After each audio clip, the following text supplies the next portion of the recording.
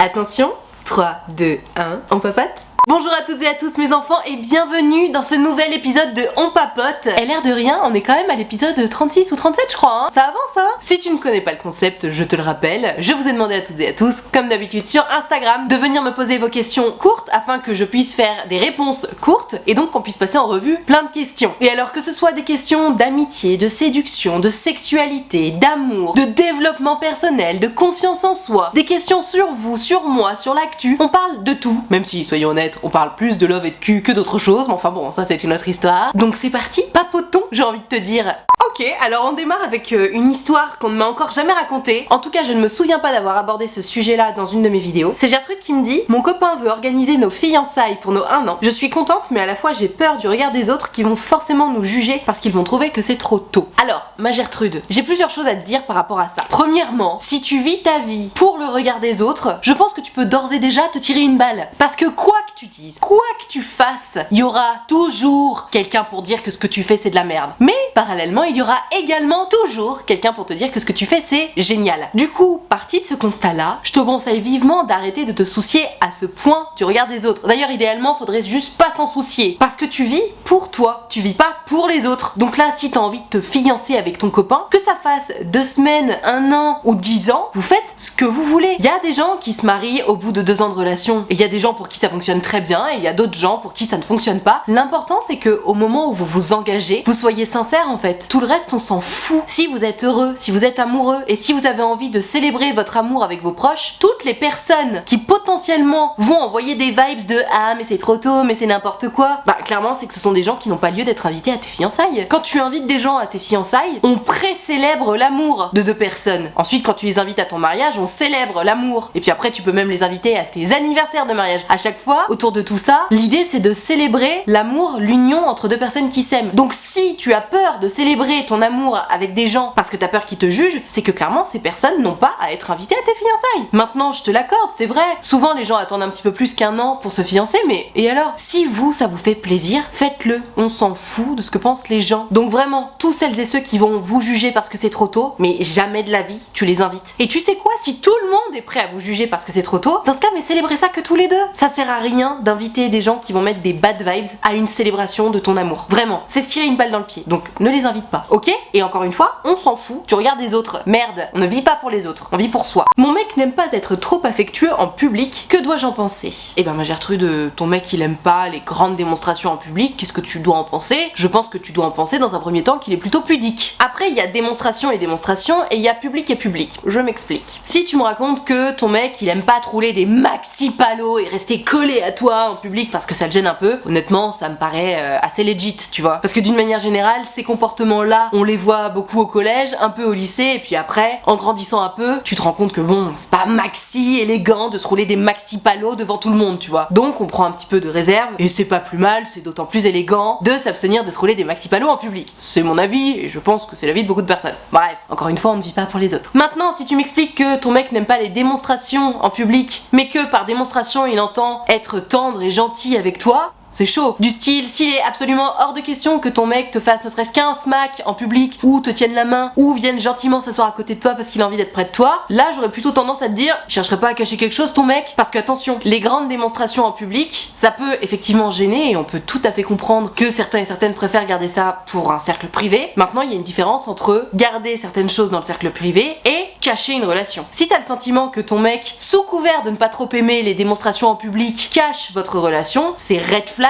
à mort. Parce que vraiment, il n'y a jamais de bonne raison de cacher une relation. Jamais. Enfin, quand je dis cacher une relation, j'entends en public. Parce que t'es, admettons, si t'as 14 ans et que tu veux surtout pas que tes parents soient au courant, etc., c'est une autre histoire. Mais dans un schéma où t'es majeur, que tu ne dois rien à personne et que tu es en couple avec quelqu'un, si l'un ou l'autre cherche à cacher la relation, c'est red flag. Et il n'y a pas d'histoire de non, mais mon ex est fragile, je voudrais pas qu'il ou elle la prenne, gna gna gna. Non. Il n'y a pas non plus d'histoire de non, mais mes potes ils sont jaloux, quoi que ça. Non. On est ensemble et il n'y a pas de je le cache. Il n'y a pas non plus besoin besoin de le crier sur tous les toits, mais quand on est ensemble, sur la place publique, on ne fait pas comme si on n'était pas ensemble. Sinon c'est maxi red flag. Donc moi Gertrude, tu as mon avis là-dessus. À toi de voir dans quelle catégorie tu te places avec ton mec. Est-ce qu'il cherche à cacher votre relation ou est-ce que c'est juste qu'il est un peu pudique et qu'il aime pas faire des grandes démonstrations en public? Si c'est la première option et qu'il cherche à vous cacher, red flag de ouf. Si c'est juste qu'il est pudique, ben te prends pas trop la tête. L'important c'est que ça roule entre vous en privé. Et puis si ça te dérange parce que t'aimerais quand même un tout petit peu plus d'affection en public, bah tu peux aussi lui en parler et voir ce qu'il est prêt à faire. Tu sais, un couple c'est aussi beaucoup de concessions, il faut s'entendre, s'écouter, communiquer en fait tout simplement. Donc moi je m'inquiète pas pour toi, sauf s'il cherche à cacher votre relation.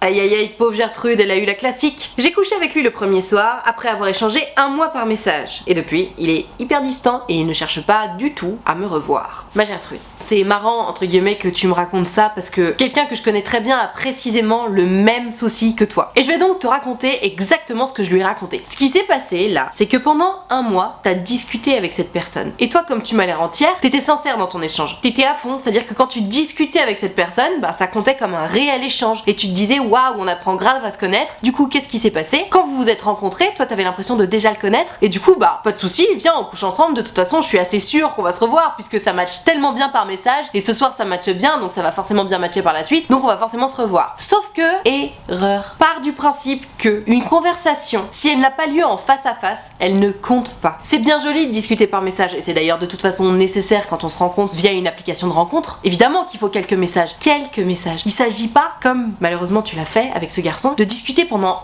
1 mois pour ensuite se rencontrer. Idéalement, il faudrait discuter, allez, 3-4 jours grand max, se rencontrer, voir si ça match et après, les messages, c'est uniquement pour savoir quand est-ce qu'on se revoit. Alors évidemment, on peut s'envoyer une blague ou deux, tu vois, on n'est pas non plus enfermé dans des cases, mais il faut arrêter de se cramer par message parce que là, t'as tout donné tout de suite. Et c'est pas grave, de toute façon, si t'avais envie de coucher avec ce mec, t'as bien fait d'y aller. Le souci, c'est que quand on discute énormément par message, on a l'impression de connaître la personne, sauf que non, on ne la connaît pas. Et d'ailleurs, d'une manière générale, si tu cherches du sérieux, si tu cherches une relation dans laquelle tu vas pouvoir t'engager, je t'invite vivement à prendre ton temps avant d'envoyer 50 milliards de messages par jour, avant le premier bisou, avant la première partie de jambes en l'air, parce qu'en fait, si vous êtes effectivement tous les deux attirés l'un par l'autre et que vous voulez effectivement tous les deux du sérieux, t'inquiète pas que le premier bisou, la première partie de jambes en l'air, elle va arriver. Y a pas de rush. Si vous voulez tous les deux la même chose, ça va venir, donc autant prendre son temps, autant kiffer chaque étape, parce que le souci, et notamment quand tu cherches du sérieux, parce que si t'as juste envie de t'envoyer en l'air, évidemment t'as pas besoin d'attendre, mais si tu cherches du sérieux, c'est trop facile pour un petit malin ou une petite maline de venir te voir en mode ah ouais grave, je veux du sérieux, viens on couche ensemble tout de suite, comme ça il ou elle a eu ce qu'il ou elle voulait, et puis après goodbye, parce que non mais en fait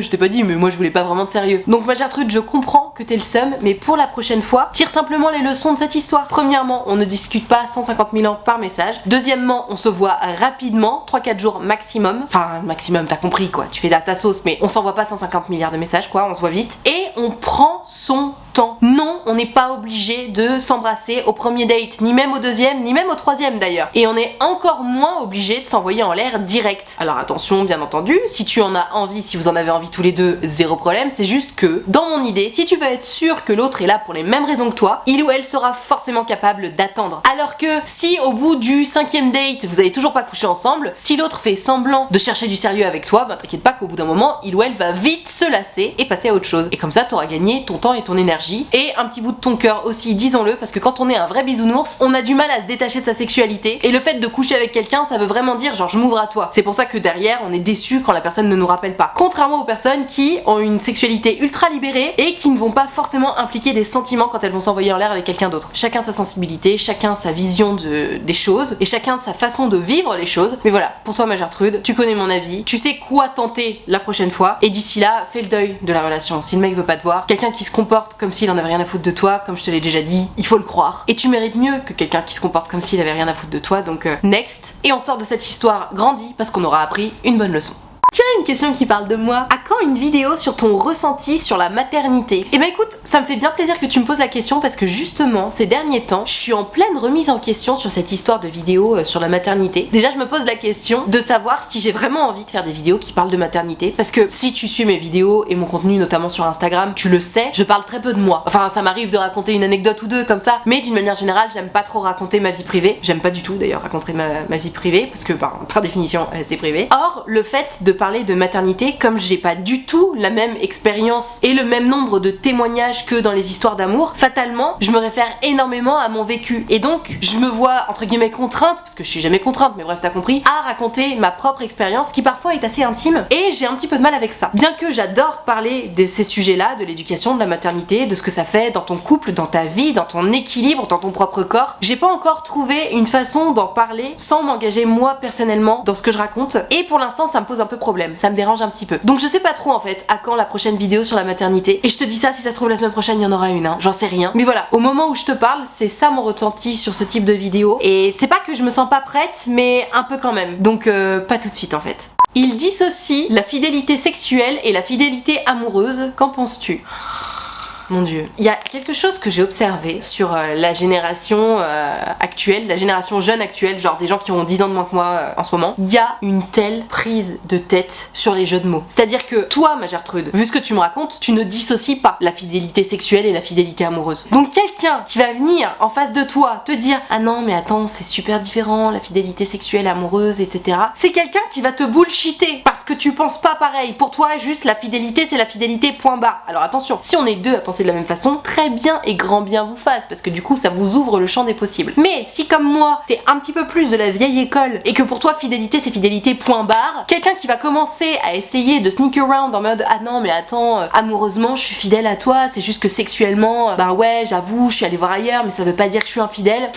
Bullshit, bullshit. Si tu cherches une relation exclusive, comme je pense que c'est le cas, dissocier la fidélité sexuelle et amoureuse, c'est du bullshit. C'est vraiment comment maîtriser les mots pour t'entourlouper, pour faire ce qu'il veut et avoir le beurre, l'argent du beurre et ton petit cul. Donc, il dissocie la fidélité sexuelle et amoureuse, qu'en penses-tu ? J'en pense que si toi aussi tu la dissocies, ben très bien, vous vous comprenez et c'est une très bonne chose. En revanche, j'en pense que si comme beaucoup de monde, tu ne la dissocies pas, c'est du bullshit et il faut se barrer parce que clairement vous n'êtes pas du tout sur la même longueur d'onde. Et y a pas de souci hein, c'est juste que quand on n'est pas sur la même longueur d'onde que quelqu'un, et notamment sur les histoires d'exclusivité, de fidélité, il vaut mieux ne pas insister. Tiens c'est marrant, j'ai 2 fois d'affilée la même question de 2 personnes différentes, donc je me dis bah ok je vais la prendre, peut-être que beaucoup de gens se posent la question. Comment est-ce qu'on sait que c'est le bon ? Est-ce qu'on le sent ? Parce que souvent je me suis trompée, et juste avant j'avais une question d'une autre Gertrude qui me disait comment savoir si c'est le bon, entre parenthèses dans le sens s'engager avec la personne, mariage, enfant, etc. Alors, je pense qu'on ne peut jamais être sûr de rien, et notamment en amour, notamment dans les rapports humains, on ne peut jamais être sûr de rien. Maintenant c'est pas parce qu'on n'est pas sûr qu'on ne peut pas se fier un minimum à son instinct, à ses ressentis et à son histoire en fait. Tu vois justement tout à l'heure je disais à Gertrude, tire les leçons de cette expérience comme ça tu vas en sortir grandi et puis bah tu referas pas les mêmes erreurs. Je pense justement que lorsque tu as vécu plusieurs histoires et que tu as pris le temps et pris la peine surtout de tirer les leçons de chaque histoire, tu en sors vraiment grandi dans le sens où tu es de mieux en mieux capable de voir ce qui te convient, ce qui ne te convient pas, de l'appliquer, de le respecter, ce qui va faire que lorsque tu vas te retrouver face à quelqu'un qui te correspond vraiment, tu vas te faire waouh, qu'est-ce qui se passe là ? D'ailleurs c'est marrant, j'en discutais il y a pas longtemps avec une Gertrude qui avait pris rendez-vous sur mon site utilefutile.fr et elle me disait non mais Nad, je comprends pas, je me fais ghoster tout le temps et tout, qu'est-ce qui se passe ? Donc je lui explique ce qu'il vaut mieux faire, etc. Et là elle me pose la question aussi, elle me dit mais du coup comment je saurais si c'est la bonne personne ? Et je lui ai dit, et je pense que du coup ça s'applique vraiment à ce que tu me demandes Gertrude, en gros, tant que tu te dis pas waouh, elle est où la douille là ? Attends, ce mec il est comme ci, il a ça, il a ça, il a ça,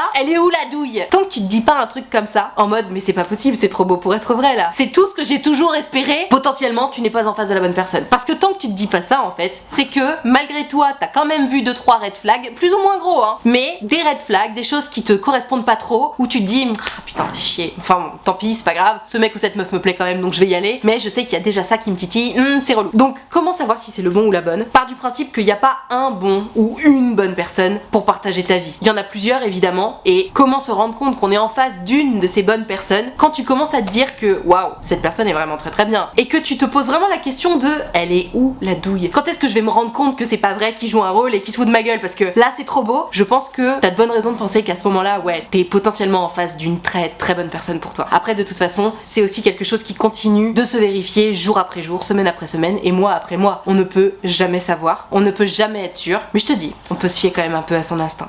Voilà, je vais m'arrêter là pour ce on papote et je crois que ça tombe très bien parce que je vois quelqu'un des travaux en face de moi qui est en train de bouger des trucs d'échafaudage. Ça va faire du bruit, donc c'est pas plus mal. Si cette vidéo t'a plu, n'hésite pas à mettre un pouce bleu. Tu peux aussi t'abonner à cette chaîne YouTube, c'est hyper important pour moi, ça me fait drôlement plaisir. Et toi, ça va te prendre moins d'une seconde et en plus c'est gratuit. Donc clique sur le bouton s'abonner, fais-moi ce grand plaisir. Si tu souhaites discuter avec moi de ton histoire d'amour, de sexualité, d'amitié, en direct et surtout en privé, rappelle-toi que c'est possible. J'ai créé un site internet qui s'appelle utilefutile.fr sur lequel tu peux prendre rendez-vous avec moi exprès pour ça. Tu peux choisir de prendre un rendez-vous de 20 minutes ou de 45 minutes selon si ton histoire est longue ou pas, s'il y a beaucoup de détails ou pas. Et tu peux choisir de me raconter tout ça à l'écrit, au téléphone ou en visio selon ce qui te met le plus à l'aise. En tout cas, si t'as envie de prendre rendez-vous avec moi mais que t'oses pas ou que t'as peur de me déranger ou que sais-je, je te le dis, tu ne me déranges pas et c'est toujours un grand plaisir pour moi de vous avoir en rendez-vous. Donc surtout, tu n'hésites pas, ça va bien se passer. Le site c'est utilefutile.fr et le lien est dans la barre de description. Je te rappelle également que l'option de souscription payante à ma chaîne YouTube est activée. Ce sont les abonnés de diamant, ils sont là pour me soutenir. C'est la raison pour laquelle il y a une cotisation de 5 € par mois ou plus, hein. D'ailleurs si tu veux que tu peux, n'hésite pas. Et moi, pour les remercier de tout ce soutien, je leur fais régulièrement des lives sur YouTube. Il y a que eux qui y ont accès, il y a que eux qui peuvent commenter, donc on discute juste entre nous, c'est hyper sympa. Ils ont aussi un salon Discord sur lequel ils peuvent discuter entre eux et tout le monde est très gentil, très accueillant, très bienveillant. Donc si t'as envie de venir les rejoindre, surtout tu n'hésites pas, tu seras forcément bien accueilli puisque c'est la règle d'or des abonnés de diamant. Je te rappelle que mon livre Parlons Cash est toujours disponible aux éditions Larousse, il est sorti début mai. J'y parle d'amour, de séduction, de sexualité, c'est un peu du développement personnel mais autour de tous ces sujets-là. C'est évidemment moi qui l'ai écrit pour de vrai parce que sinon c'est vraiment pas intéressant. Comme il est sorti il y a pas longtemps, il est évidemment toujours disponible dans toutes les bonnes librairies de France et de Navarre. Il est même disponible dans certains supermarchés. Tu peux bien sûr le trouver sur internet, je t'ai mis un lien dans la barre de description. Et si tu te le procures, n'hésite pas à m'envoyer une petite photo, ça me fera drôlement plaisir. Tout ceci étant dit, merci infiniment d'avoir suivi cette vidéo en entier et moi en attendant la prochaine vidéo, je te fais de très gros bisous.